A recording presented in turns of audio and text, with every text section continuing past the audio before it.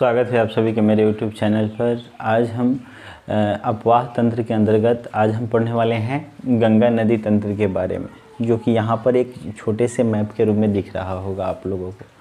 चलिए देखते हैं। देखिए, गंगा नदी के बारे में सबसे पहले जान लेते हैं। इसका उद्गम जो है भागीरथी नदी के रूप में होता है। यहाँ पे आपका गंगोत्री, उत्तराखंड में एक गंगोत्री हिमनद है। गंगोत्री हिमनद की गोमुख से होता है। गंगोत्री हिमनद के गोमुख से होता है। जगह कम है, नहीं तो सभी नदियों का हम उद्गम केंद्र जो भी ज़रूरी है एग्ज़ाम की दृष्टि से, उस सभी नदियों का हम उद्गम केंद्र बताते और उसका मुहाना बताते, लेकिन यहाँ पर दिक्कत है, थोड़ा सा जगह का अभाव है। तो यहाँ से गंगोत्री हिमनद से निकलती है और भागीरथी नदी के रूप में वो आगे बढ़ती है, ठीक है। उसके बाद में अलकनंदा जो नदी है वो अलकापुरी से निकलती है, और ये दोनों नदियाँ जब देवप्रयाग में आकर के एक साथ मिल जाती हैं तब इसका संयुक्त रूप से नाम पड़ जाता है, संयुक्त धारा का नाम पड़ जाता है गंगा, ठीक है। इस चीज़ को याद रखिएगा। पूछा जाता है कि भागीरथी और अलकनंदा नदी का संगम कहाँ पे होता है, तो देवप्रयाग में होता है, और संगम के बाद में उसका नाम गंगा पड़ जाता है, ठीक है। अब देखिए, ये आगे चल कर के यमुना नदी है। यमुना नदी, यमुना नदी। अब इसकी लंबाई जो है गंगा नदी की है 2525 किलोमीटर। इस चीज़ को याद रखिएगा। पूछा जाता है कि गंगा नदी की लंबाई कितनी है, तो 2525 किलोमीटर है। कहीं कहीं इसकी जो लंबाई है 2510 किलोमीटर भी देखने को मिलती है। तो दोनों में से कोई रहे, आप आसानी से इसको समझ जाइएगा। चलिए देखिए, गंगा नदी जो है हम लोगों की आस्था से जुड़ा हुआ एक नदी है, ठीक है। और इसके बारे में, जैसे नदी संरक्षण के बारे में बहुत ज़्यादा प्रयास किया गया है शुरू से ही। सबसे पहले राजीव गांधी के समय में 1985 में गंगा एक्शन प्लान आया। गंगा एक्शन प्लान, ये सब थोड़ा सा जान लेते हैं, ठीक रहेगा। एक्शन प्लान आया, इस चीज़ को याद रखिएगा। फिर इसी दिशा में प्रयास करते हुए 1995 में राष्ट्रीय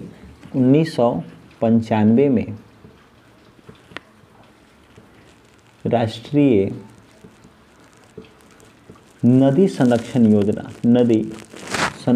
योजना की शुरुआत की गई। योजना की शुरुआत की गई, ठीक है।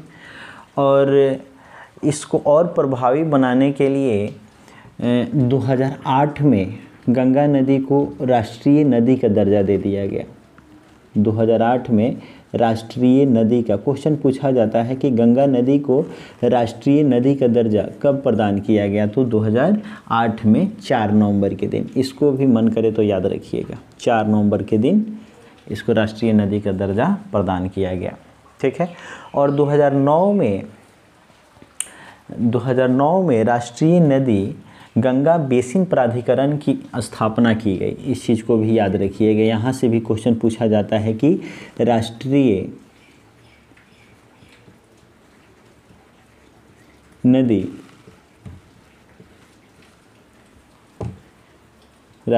गंगा नदी बेसिन प्राधिकरण की स्थापना कब की गई थी, तो 2009 में की गई थी। पर्यावरण संरक्षण अधिनियम 1986 की धारा 3 के तहत इसकी स्थापना की गई थी। तो यहाँ से इतना सारा चीज़ याद रखिएगा। अक्सर इन्हीं चीज़ों से क्वेश्चन पूछा जाता है। 1985 में गंगा एक्शन प्लान आया, 1995 में राष्ट्रीय नदी संरक्षण योजना आया, इसी का विस्तार मात्र था ये। उसके बाद में 2008 में राष्ट्रीय नदी का दर्जा इसे प्रदान किया गया गंगा नदी को। 2009 में राष्ट्रीय गंगा नदी बेसिन प्राधिकरण की स्थापना की गई पर्यावरण संरक्षण अधिनियम 1986 के धारा 3 के तहत। ठीक है, उसके बाद में यहाँ से एक और क्वेश्चन पूछा जाता है, जैसे हमने लंबाई बताया कि 2525 किलोमीटर है, तो यहाँ से पूछा जाता है कि भारत की सबसे लंबी नदी कौन सी है। लंबी नदी तो बहुत सारी है, लेकिन भारत से नहीं होकर के दूसरे मतलब जगहों से प्रवाहित होती है, जैसे ब्रह्मपुत्र हो गई, सिंधु हो गई, ठीक है। लेकिन अभी भारत की सबसे लंबी नदी जो है गंगा नदी है। इस चीज़ को याद रखिएगा, भारत की सबसे लंबी नदी कौन है, तो गंगा नदी है। सबसे अधिक प्रवाह क्षेत्र वाला तो ये गंगा नदी ही हो जाएगी। थोड़ा सा यहाँ पर देखिएगा, गौर कीजिएगा कि पूछा जाता है कि गंगा नदी के दाएं तरफ से कौन कौन सी नदी आकर के मिलती है, तो इस चीज़ को याद रखिएगा। ये बाएं तरफ से हो गया, ये दाएं तरफ से हो गया, ठीक है। तो बाएं तरफ से कौन कौन नदी मिल रही है, रामगंगा नदी मिल रही है, गोमती नदी मिल रही है, फिर यहाँ पर शारदा है, ठीक है, फिर राप्ती, ये घाघरा की ही सहायक नदी है। उसके बाद में गंडक नदी है, फिर आपका लालवेगिया हो गई, बागमती हो गई, कमला बलान है, फिर कोसी है, ठीक है, महानंदा है। इस चीज़ को याद रखिएगा। थोड़ा मार्कर चेंज करने दीजिए, ठीक है। उसके बाद में दाहिने तरफ से मिलने वाली नदी जो है यमुना नदी है। ये याद रखिएगा, गंगा नदी की सबसे बड़ी जो सहायक नदी है वो यमुना नदी है, ठीक है। फिर यहाँ पर देख लीजिए सोन नदी है, दाहिने तरफ से मिलने वाली नदी अजय नदी है, फिर मयूराक्षी है, दामोदर है, ठीक है। यहाँ पर याद रखिएगा, जब ये पश्चिम बंगाल में जाती है तो इसकी एक धारा जो है गंगा नदी के नाम से ही जाना जाता है, और ये बांग्लादेश में प्रवेश करती है तो ये पद्मा के नाम से जानी जाती है, पद्मा के नाम से। और दूसरी जो धाराएं हैं वो हुगली नदी है, ठीक है। तो अक्सर पूछा जाता है दामोदर किसकी सहायक नदी है, तो हुगली नदी की सहायक नदी है, ठीक है। कसाई नदी भी हुगली नदी की सहायक है, फिर उसी तरह से मयूराक्षी भी हुगली नदी की सहायक नदी है। मयूराक्षी नदी पर ही याद रखिएगा, मयूराक्षी नदी पर ही एक कनाडा बांध है, ठीक है। इस चीज़ को याद रखिएगा।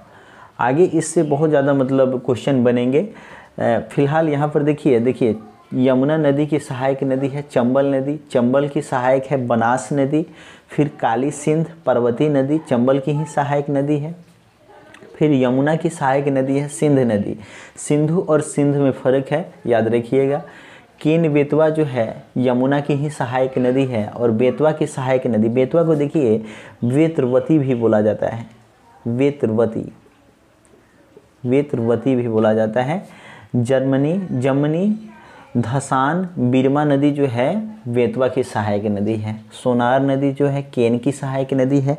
ठीक उसी प्रकार से यहाँ पर देखिएगा सोन की सहायक नदी है रिहंद, रिहंद पर ही रिहंद परियोजना है, इस पर बाण सागर परियोजना है, ठीक है। कोयल नदी है, फिर इसकी सहायक नदी सोन की। अजय नदी इसकी सहायक नदी नहीं है, चलिए जो होगी तो छोटी मोटी नदी होगी।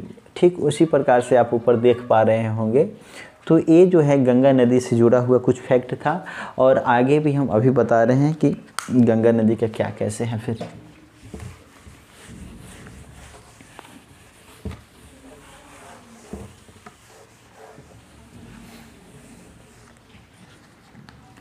चलिए देखिए, एक धारा जो पद्मा के नाम से बांग्लादेश में प्रवेश कर जाती है, ठीक है। ये तो आपकी हुगली नदी यहीं पे बंगाल की खाड़ी में मिल जाती है, ठीक है। और एक धारा जो है पद्मा के नाम से बांग्लादेश में प्रवेश करती है, ठीक है। जब ब्रह्मपुत्र नदी से ये मिलती है, ठीक है। पहले तो ब्रह्मपुत्र का यहाँ पे असम में इसका नाम ब्रह्मपुत्र रहता है, इस नदी का ब्रह्मपुत्र के नाम से जानी जाती है। लेकिन जैसे ये बांग्लादेश में प्रवेश करती है, बांग्लादेश में जैसे प्रवेश करती है तो इसका नाम हो जाता है जमुना नदी। यमुना नहीं, जमुना नदी हो जाता है नाम, ठीक है। और पद्मा और जमुना की जो संयुक्त धारा है, ठीक है, ये जब मेघना से मिलती है तो इसका नाम मेघना पड़ जाता है, ठीक है। और आपको बता दें कि पद्मा, जमुना और मेघना तीनों से मिल करके जो डेल्टा का निर्माण होता है उसे हम सुंदरवन के डेल्टा के नाम से जानते हैं, और हुगली नदी भी उसमें शामिल है। तो सुंदरवन का जो डेल्टा है विश्व का सबसे बड़ा डेल्टा है, इसे याद रखेंगे। विश्व का सबसे बड़ा डेल्टा, सबसे बड़ा डेल्टा है, ठीक है।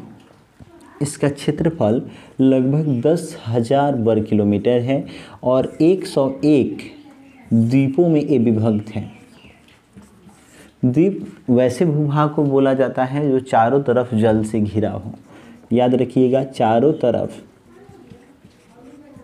जल से घिरे भूभाग को बोला जाता है, ठीक है। अगर नदी में रहेगा तो नदी द्वीप और जल में रहेगा तो समुद्र में रहेगा तो समुद्री द्वीप। विश्व का सबसे बड़ा जो नदी द्वीप है, का सबसे बड़ा जो नदी द्वीप है, नदी द्वीप का उदाहरण जो है वो है आपका माजुली द्वीप, जो एक असम का जिला है। इसका क्षेत्रफल 929 वर्ग किलोमीटर है। याद रखिएगा इस चीज़ को, ठीक है। 10,000 वर्ग किलोमीटर के क्षेत्रफल में बांग्लादेश में जो है आपका, बांग्लादेश में 6,000 वर्ग किलोमीटर का क्षेत्र शामिल है, ठीक है। और वहीं पश्चिम बंगाल में, वेस्ट बंगाल में 4,000 वर्ग किलोमीटर का क्षेत्र शामिल है। इस चीज़ को याद रखिएगा। विश्व का सबसे बड़ा डेल्टा का निर्माण कौन करता है? पद्मा और जमुना नदी और मेघना और हुगली नदी मिलकर के, ठीक है।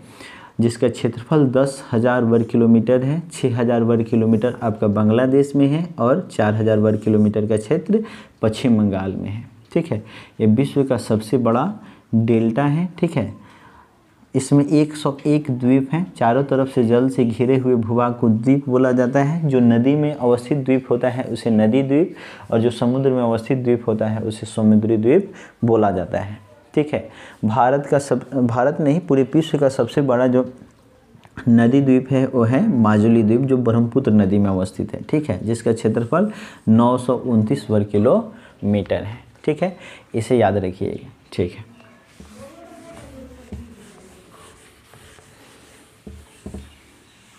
देखिए, गंगा नदी में अलग अलग जगहों से कुछ और नदियाँ मिलती हैं जिसके बारे में हमने नहीं बताया है। अक्सर वहाँ से कम क्वेश्चन आता है, लेकिन हमने जो यहाँ पे बताया है, जो गंगा नदी, और एक चीज़ छूट गया है, थोड़ा सा ध्यान दीजिए। नमामि गंगे योजना, नमामि गंगे योजना की शुरुआत नरेंद्र मोदी के द्वारा 2014 में की जाती है गंगा नदी की सफाई के लिए, ठीक है। 20,000 करोड़ इसके लिए बजट तय किया जाता है, ठीक है। इस चीज़ को याद रखिएगा। पूछा जाता है कि नमामि गंगे योजना की शुरुआत क्यों की गई थी? तो गंगा नदी की सफाई के लिए। कब की गई थी? तो 2014 में की गई थी। कितने रुपए की पूंजी से इसकी शुरुआत की गई थी? तो 20,000 करोड़ की पूंजी से इसकी शुरुआत की गई थी। धन्यवाद।